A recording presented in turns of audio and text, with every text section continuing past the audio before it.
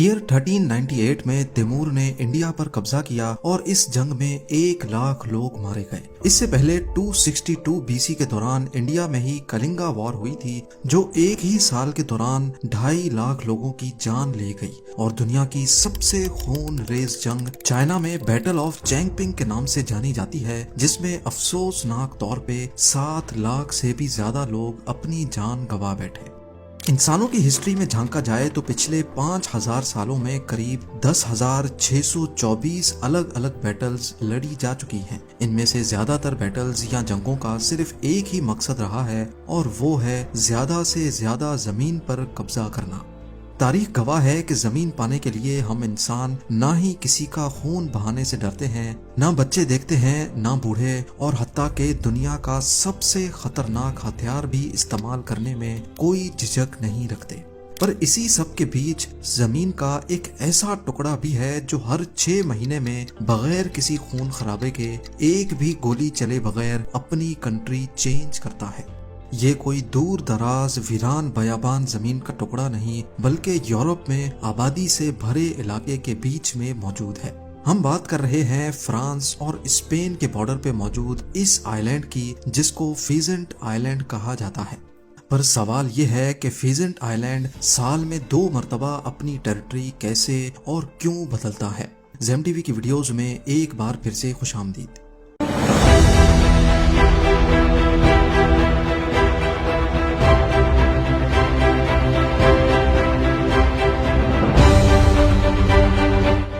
Here you could be standing in France one day, the next day you'll be standing in Spain.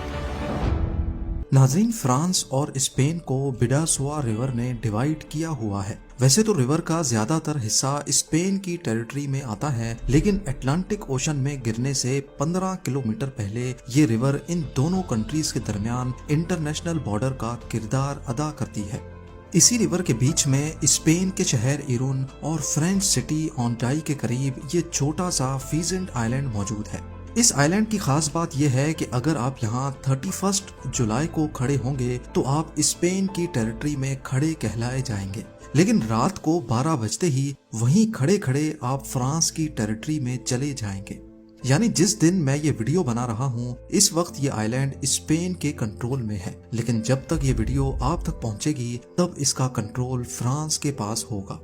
6,800 square metre बड़ा ये island 1 फरवरी से लेकर 31 जुलाई तक Spain के पास होता है, और फिर 1 अगस्त से लेकर 31 जनवरी तक ये फ्रांस के कंट्रोल में रहता है।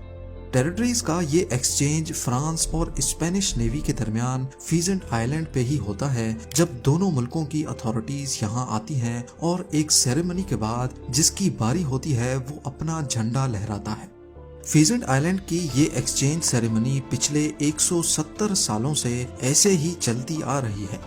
आपको यहाँ बताते चलें कि जब एक ही जमीन को एक ही वक्त में 2 या 2 से ज्यादा कंट्रीज चलाती हैं, उसको कॉन्डोमिनियम कहा जाता है। लेकिन फीजेंट आइलैंड दुनिया में वाहिद ऐसा कॉन्डोमिनियम है जिसको एक ही वक्त में सिर्फ एक ही कंट्री चलाती है, और इसी वजह से फीजेंट आइलैंड सिर्फ कॉन्डोमिनियम ही नहीं बल्कि दुनिया का अकेला टेम्पोरल कॉन्डोमिनियम है।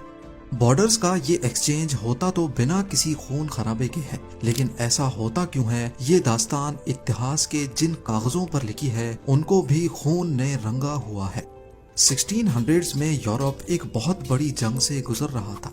ये जंग करीब 30 साल तक चली थी, जिसको द 30 ईयर वॉर के नाम से भी याद किया जाता है। हिस्टोरियंस का कहना है कि ये एक रिलीजियस वॉर थी, लेकिन इसके पीछे पॉलिटिकल और इकोनॉमिक पर्पस भी था।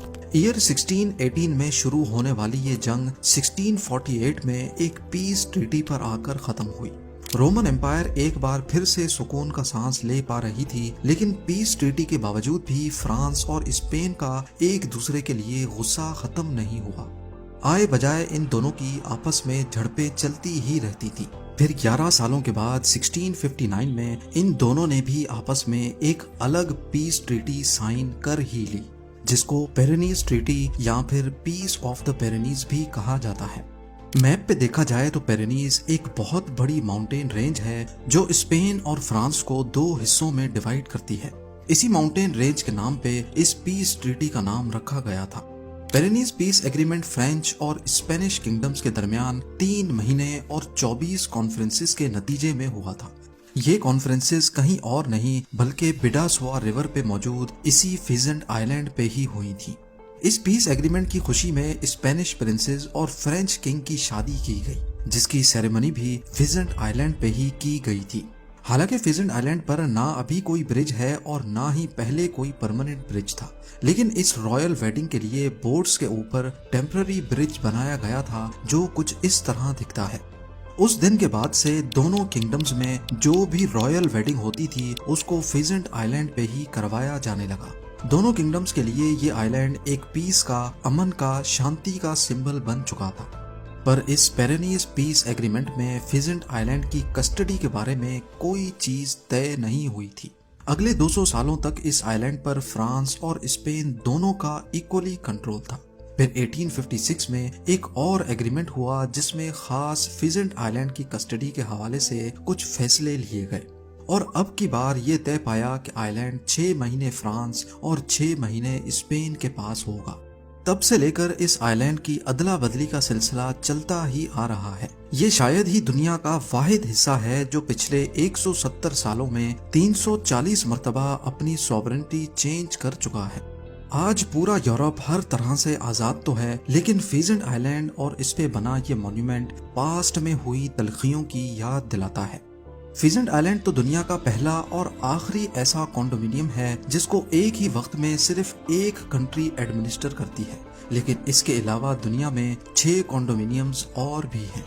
एंटार्क्टिका को टोटल 12 कंट्रीज ओन करती हैं और उन्होंने वहाँ 55 एंटार्क्टिक रिसर्च स्टेशंस बना रखे हैं। सूडान में मौजूद अबियई एरिया को रिपब्लिक ऑफ साउथ सूडान और रिपब्लिक ऑफ सूडान दोनों एक साथ एडमिनिस्टर करते हैं। ब्रिचको डिस्ट्रिक्ट बोस्निया एंड हर्ट्जगोविना और रिपब्लिक ऑफ सर्ब्सका का एक कॉन्डोमिनियम है। गल्फ ऑफ फांसिका को एल सल्वाडोर, हॉन्डुरस और निकारागुआ तीनों क्लेम करते हैं कि ये हमारी टेरिटरी है। कोलंबिया और जमाइका कैरेबियन सी के इस हिस्से को आपस में शेयर करते हैं। क्या है कि जिन कंट्रीज पर समंदर लगता है उनके पास समंदर का 200 नॉटिकल माइल्स का एरिया होता है, जिसको एक्सक्लूसिव इकोनॉमिक जोन कहते हैं। कोलंबिया और जमाइका क्योंकि आपस में करीब हैं, इसी वजह से इनका इकोनॉमिक जोन आपस में ओवरलैप कर रहा था। तभी उन्होंने फैसला किया कि बीच के पूरे कैरेबियन सी पर दोनों का हक होगा। लेक कॉन्स्टेंस पर ऑस्ट्रिया, जर्मनी और स्विट्जरलैंड तीनों का राज है। और आखिर में मोजिल रिवर, इसमें मौजूद ब्रिजेस और 15 के करीब छोटे आइलैंड्स को फ्रांस, जर्मनी और लग्जमबर्ग ने मिलकर कॉन्डोमिनियम डिक्लेयर किया हुआ है। उम्मीद है जेम टीवी की ये वीडियो भी आप लोग भरपूर लाइक और शेयर करेंगे। आप लोगों के प्यार भरे कमेंट्स का बेहद शुक्रिया। मिलते हैं अगली शानदार वीडियो में।